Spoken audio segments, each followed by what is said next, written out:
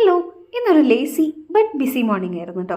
ഇന്ന് 5:00 out station ആയിരുന്നു. അത് കാരണം കൊണ്ട് നേരത്തെ പോകണം. നേരത്തെ പോകുന്ന ദിവസങ്ങളിലൊന്നും ആൾ ഫുഡ് കൊണ്ടുപോകാറില്ല കേട്ടോ. അപ്പം അങ്ങനെയുള്ള ദിവസങ്ങളിലാണെന്നുണ്ടെങ്കിൽ ഞാൻ കുറച്ച് നേരം കൂടുതൽ കിടന്നുറങ്ങും കേട്ടോ. പിന്നെ എനിക്ക് എൻ്റെ കാര്യം മാത്രം നോക്കിയാൽ മതിയല്ലോ. അതൊക്കെ അങ്ങ് തട്ടിമുട്ടി എങ്ങനെയെങ്കിലുമൊക്കെ ഞാൻ അഡ്ജസ്റ്റ് ചെയ്യുന്നത്. കുക്ക് ചെയ്യുകയാണെന്നുണ്ടെങ്കിൽ പോലും ഞാൻ അധികം കാര്യമായിട്ട് കുക്ക് ചെയ്യാറില്ല.